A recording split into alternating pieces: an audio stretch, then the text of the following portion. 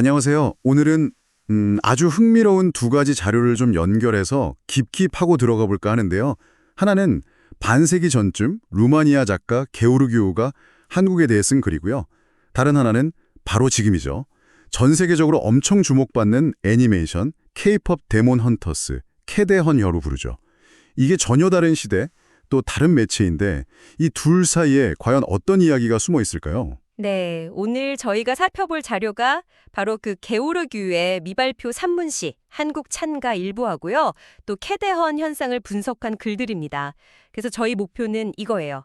게오르규가 글로 예견했던 한국의 어떤 정신적인 잠재력, 그리고 캐데헌이 지금 보여주는 그 치유의 서사, 이 두 가지가 어떻게 만나서 뭐랄까 치유 관광 대국이라는 미래 비전으로 이어질 수 있을지 그 가능성을 한번 탐색해 보는 겁니다. 그러니까 단순히 과거 현상, 현재 현상 이렇게 나열하는 게 아니라 게오르규가 발견했던 그 한국의 힘이 있잖아요.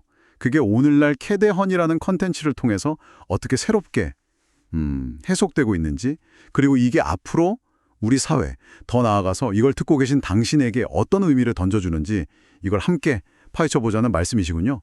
좋습니다. 자, 그럼 본격적으로 시작해볼까요? 먼저 게오르규부터 좀 짚어보죠. 많은 분들이 아마 25시 작가로 기억하실 텐데요. 루마니아 출신 망명 작가죠. 동서양 문명에 대한 깊은 성찰로도 꽤 알려져 있고요. 네, 맞아요. 그가 1974년 이후에 한국을 여러 번 방문했어요. 그때 남긴 기록들이 있는데 특히 1984년에 쓴 한국 찬가라는 글. 이게 오늘 이야기의 출발점입니다. 한국 창가. 제목부터가 인상적인데요. 한국은 아시아 대륙의 귀골이다. 아주 섬세하게 세공된 보석과 같다. 이렇게 묘사했죠. 귀골이 보석이요? 네. 심지어 해안선이랑 산맥의 아름다움을 레이스에 비유할 정도였으니까요. 근데 그가 정말 매료된 건 이런 겉모습 너머에 있었어요. 바로 한국의 정신, 특히 건국 신화에 담긴 철학이었습니다. 단군 신화 말씀이시죠? 상당히 중요하게 다뤘다고 저도 봤어요. 한국인이 하늘의 자손이라는 점, 그리고 세계에서 유일하게 문자 만든 날, 한글날이죠. 이걸 국경일로 삼는다는 점도 언급했고요. 네, 거기서 그가 주목한 핵심이 바로 홍익인난 정신이었어요. 홍익인간. 널리 인간 세상을 이롭게 하라. 이 정신을 게오르규는 5천년 한국 역사를 관통하는 핵심 철학이다. 이렇게 본 거죠. 어떤 특정 종교나 이념을 넘어선 한국인의 DNA에 각인된 근본 원리랄까요? DNA에 각인된 원리? 네, 그는 이게 서구 철학이나 종교가 추구하는 최대한의 인간을 위한 최대한의 행복이라는 이상과 본질적으로 통한다고 해석했습니다. 여기에 제세이화, 즉 세상에 있으면서 이치로서 교화한다는 단군 사상의 다른 측면까지 같이 보면 이건 정말 시대를 초월하는 보편적인 가치라고 본 겁니다. 태극 문양에 대해서도 세계 모든 철학의 요약이라고 극찬했고, 그리고 일제강점기 때 국기 대신 무궁화를 심으면서 저항했던 그 민족의 강인함, 이것도 굉장히 인상 깊게 봤다고 했죠. 맞아요. 또 사랑의 상징으로 원앙새, 오리죠. 이걸 꼽은 이유가 겉모습 때문이 아니라 평생 짝을 지키는 충실성 때문이라고 본 그 분석도 참 흥미롭습니다. 네, 충실성. 그의 통찰을 뒷받침하는 아주 인상적인 일화가 하나 있어요. 산사에서 비구니 스님 두 분을 만났는데 히랍정교 신부인 자신에게 존경의 의미로 십자성호를 그어 보였다는 거예요.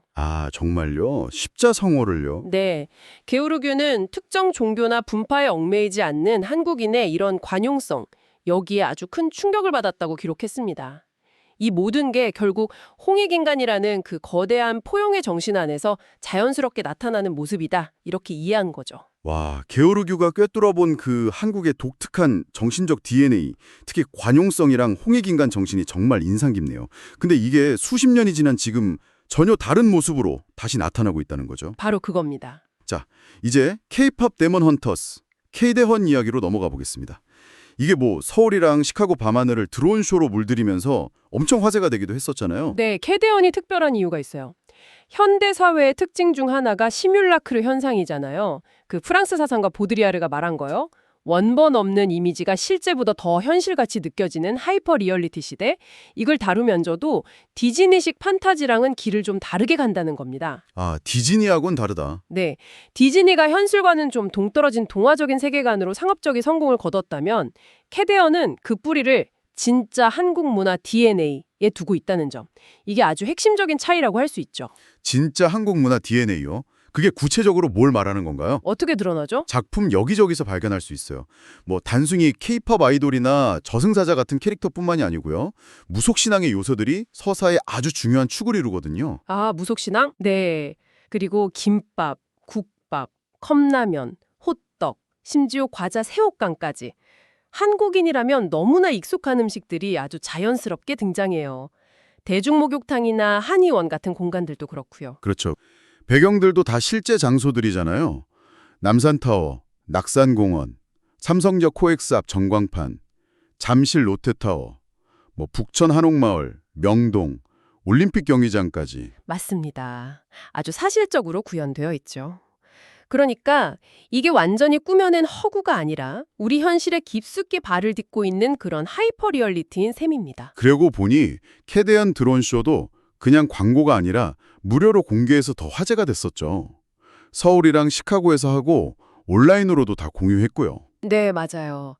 가짜 이미지가 판치는 시대에 오히려 이런 진짜 경험을 공유하려는 태도, 이게 사람들한테 더 강렬하게 다가갔다는 분석이 나옵니다. 진정성에 대한 갈망이군요. 정확합니다. 가상현실이 아무리 발전해도 인간은 결국 진정성, 진짜를 갈망하게 되거든요. 캐대언은 바로 이 지점을 파고드는 거예요. 한국의 실제 문화를 배경으로 해서 현대 자본주의 사회가 만들어낸 인간성 상실이나 내면의 갈등 같은 것들을 악령이라는 상징으로 표현하고요. 이걸 극복해 나가는 과정을 그리는 거죠. 아, 악령을 극복하는 과정. 네, 이 과정에서 보는 사람들은 깊은 공감을 느끼고 뭐랄까 일종의 대리 치유를 경험하게 되는 겁니다. 작중에 나오는 아이돌 그룹 헌트릭스나 사자보이스가 실제 블랙핑크, 트와이스, 있지나, BTS, 스트레이키즈 같은 그룹들을 연상시키는 점도 그렇고요. 네네. 또 멤버들이 놀이개나 산인공, 신칼 같은 전통적인 소품이나 무기를 사용하는 것도 현실과 판타지를 잘 엮어서 몰입도를 높이는 장치죠. 아, 맞아요. 그 캐대헌 OST 중에 What is Sound Like라는 곡, 가사가 특히 기억에 남아요. 100만 조각으로 부서진 나, 하지만 우린 깨진 유리 조각 안에서 아름다움을 봐. 상처는 나의 일부, 어둠과 조화를 이뤄. 뭐 이런 내용이었잖아요. 네, 그렇죠. 상처를 없애거나 부정하는 게 아니라 그 상처마저 끌어안고 나아가려는 메시지. 이게 뭔가 서구의 전형적인 성공 신화랑은 결이 좀 다른 것 같아요. 좀 더 한국적인 회복과 극복의 서사를 보여주는 것 같아서 되게 인상 깊었습니다. 아, 아주 정확한 지적이십니다. 서양 고전서사, 예를 들어 트로이 전쟁 같은 이야기는 외부의 적을 물리치는 영웅의 성공, 여기에 초점을 맞추잖아요. 네. 근데 캐데언은 주인공 루미나나 진우처럼 자신의 내면의 어두움, 결함, 과거의 죄 같은 것과 마주하고 이걸 극복하면서 진정한 자유와 인간성을 찾아가는 개인의 여정, 여기에 더 무게를 두는 거죠. 개인의 여정. 네, 이게 현대인이라면 누구나 겪는 내면의 상처와 치유에 대한 갈망에 직접적으로 호소하는 힘이 있는 겁니다. 그리고 흥미롭게도 1929년에 인도의 시성 타고르가 한국을 동방의 등불이라고 칭하면서 어둠 속에서도 다시 빛날 거라고 예언했던 것처럼 캐대언 현상 역시 이런 어려운 시기 속에서도 한국 문화의 저력을 보여준다는 점에서 의미가 깊다고 할 수 있겠습니다. 타고르의 예언까지 연결되는군요. 자, 그럼 이제 이 두 이야기를 하나로 엮어볼 시간이네요.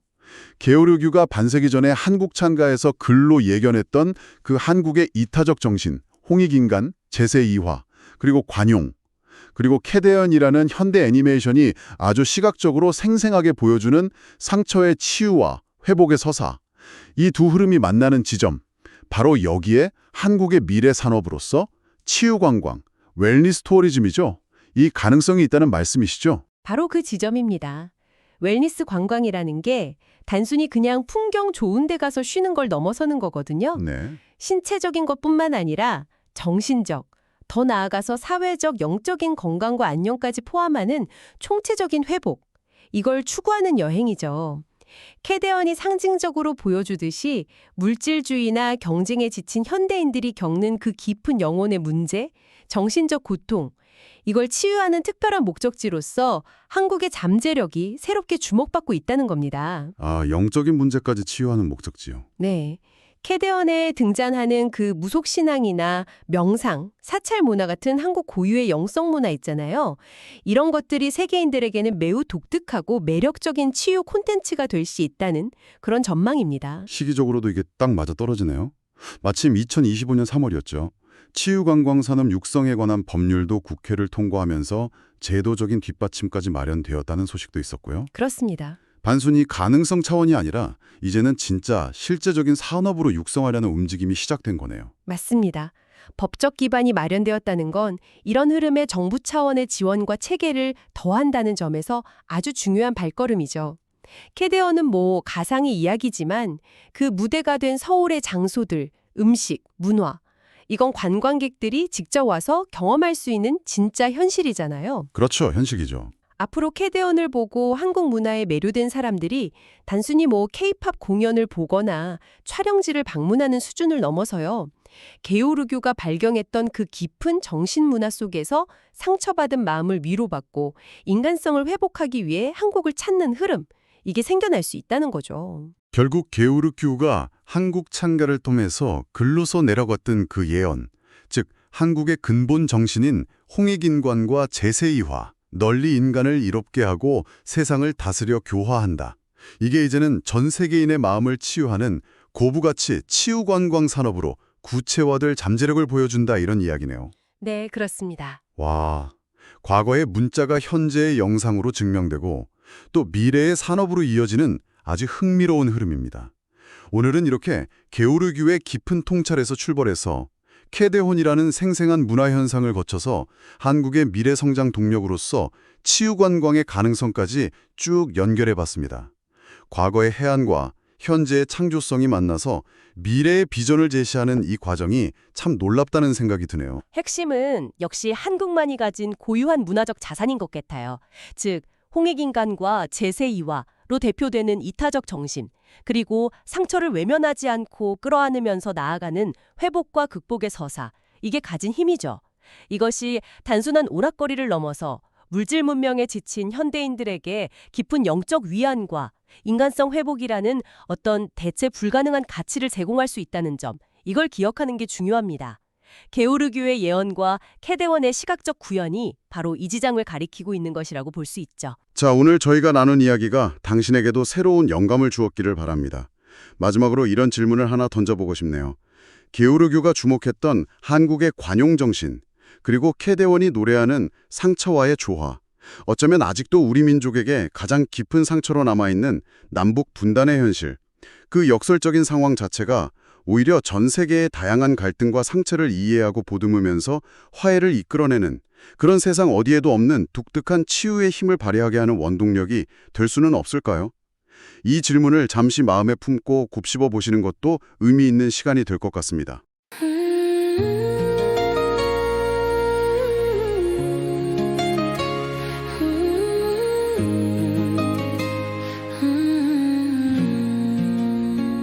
동방의 새벽 고요히 빛나던 땅 고난의 세월 속에 꽃은 지지 않고 하늘 품어 흘린 눈물 강물이 되어 오늘의 노래로 세상을 감싼다. 작은 섬 아닌 큰 품이 되어 깊은 영혼을 안아주리라. 잊혀진 길 위에 새불꽃이 타올라 온 인류의 가슴을 깨운다.